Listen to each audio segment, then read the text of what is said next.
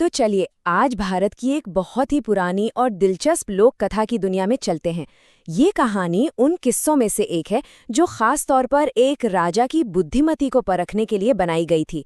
आइए देखते हैं इस कहानी में क्या खास है। तो होता यूं है कि राजा भोज एक जादुई सिंहासन पर बैठने ही वाले होते हैं कि तभी उस सिंहासन में जड़ी एक गुड़िया जिसका नाम था करुणावती, वो उन्हें रोक देती है और क्या कहती है, रुकिए राजा भोज, पहले राजा विक्रमादित्य का ये किस्सा सुनिए और उसके बाद फैसला कीजिए कि क्या आप इस सिंहासन पर बैठने के काबिल हैं भी या नहीं।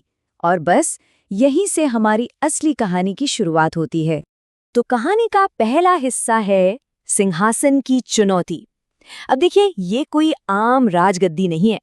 ये तो अपने आप में एक इम्तिहान है, एक ऐसी परीक्षा जो सिर्फ और सिर्फ सबसे काबिल राजा को ही खुद पर बैठने की इजाजत देती है। तो आखिर ये चुनौती है क्या? चुनौती ये है कि ये साबित किया जाए कि इंसाफ करने का तरीका बिल्कुल महान राजा विक्रमादित्य जैसा ही समझदारी और सूझबूझ भरा हो। ये जो गुड़िया कहानी सुना रही है ना, वो सिर्फ राजा भोज की परीक्षा नहीं है।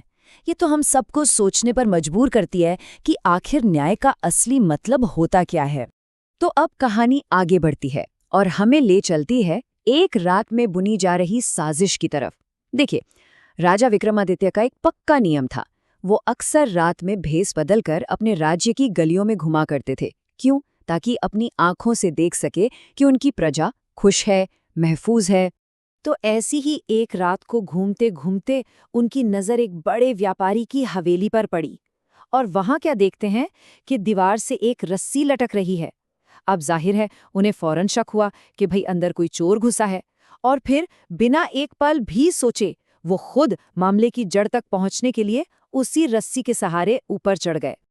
लेकिन अंदर पहुंचकर वो जो सुनते हैं वो तो उनके होश उड़ा देता है। उस व्यापारी की पत्नी भानुप्रिया चोर से धीरे से कहती है, अब बस बातें बहुत हुई, जो काम करने आए हो वो करो। मेरा पति पास वाले कमरे में सो रहा है, जाओ और उसका काम तमाम कर दो। पर कमाल की बात यह है कि चोर, जिसका नाम शीलदास था, वो साफ मना कर देता है। वो कहता है, नहीं, मैं इतना भयानक पाप नहीं कर सकता। मैं चोर हूं, लेकिन मैं किसी की जान नहीं ले सकता। जरा सोचिए, एक चोर उस घर की मालकिन से कहीं ज्यादा ईमानदार और उसूलों वाला निकला। और जैसे ही शीलदास रस्सी से नीचे उतरता है, उसका सामना होता है सीधे राजा विक्रमादित्य से।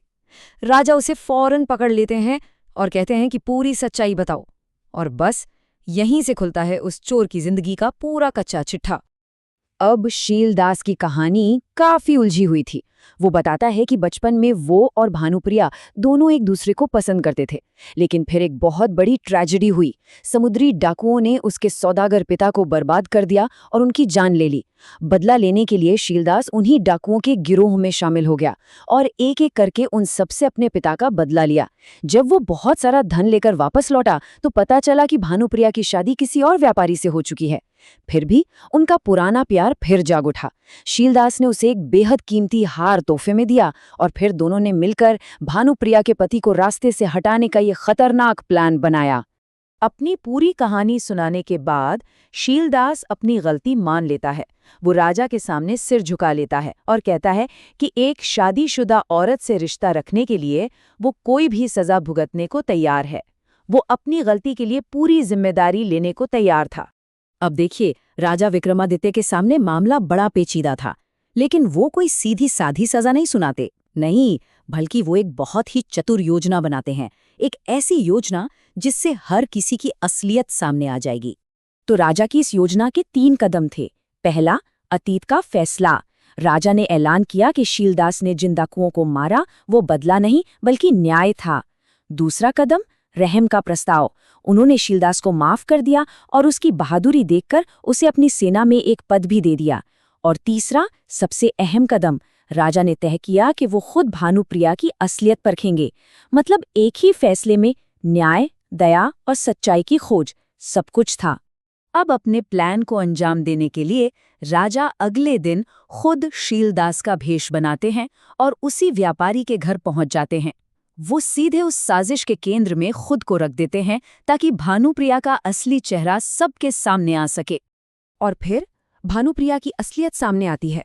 जैसे ही उसे एहसास होता है कि वो तो पकड़ी गई, वो फौरन पासा पलट देती है। वो भेस बदले हुए राजा पर ही चिल्लाना शुरू कर देती है, पकड़ो इसे, धोखेबाज, इसने मेरे पति की जान ले ली और अब भाग रहा है। मतलब पलक झपकते ही उसने सारा इल्जाम राजा पर ही डाल दिया। और यही कहानी अपने अंजाम तक पहुंचती है, जो हमें इंसाफ का एक बहुत बड़ा सबक सिखाती है। जैसे ही भानुप्रिया चिल्लाती है, पहले से छिपे हुए राजा के सैनिक बाहर आ जाते हैं और उसे गिरफ्तार कर लेते हैं। दूध का दूध और पानी का पानी हो चुका था। तो इस पूरी कहानी का निचोड़ क्या है? देखिए, शीलदास, जिससे गलतियां हुई पर दिल का बुरा नहीं था, उसे माफी मिली और जिंदगी में एक नया मौका भी। वहीं दूसरी तरफ भानुप्रिया, जो लालची और मक्कार थी, उसकी असलियत सबके सामने आ गई और उसे अपने किए की सजा मिली। और राजा विक्रमादित्य ने अपनी समझदारी से ये पक्का किया कि इंसाफ हो, ऐसा इंसाफ जो सिर्फ अपराध नहीं बल्कि इंसान के चरित्र को भी देखता है। तो जैसे ही गुड़िया की कहानी खत्म होती है, चारों तरफ एक गहरा सन्नाटा छा जाता है। राजा भोज उस सिंहासन को देखते हैं और फिर एक शब्द कहे बिना चुपचाप अपने महल की ओर लौट पड़ते हैं। वो ये बात अच्छी तरह समझ चुके थे कि राजा विक्रमादित्य जैसा न्याय करने के लिए सिर्फ कानून की जानकारी काफी नहीं है, उसके लिए गहरी समझ और विवेक चाहिए, और शायद वो अभी उसके लिए तैयार नहीं थे। और आखिर में ये कहानी हम सबके लिए एक बहुत बड़ा सवाल छोड़ जाती है। किसी भी शासक को असल में न्यायप्रिय क्या चीज बनाती है? क्या सिर्फ कानून की किताबों पर सख्ती से चलना, या फिर इंसान के मन और उसकी नीयत की गहराई को समझने की काबिलियत? शायद सच्चा न्याय सिर्फ नियमों में नहीं बल्कि सही और गलत की गहरी समझ में छिपा है। ये वाकई एक सोचने वाली बात है।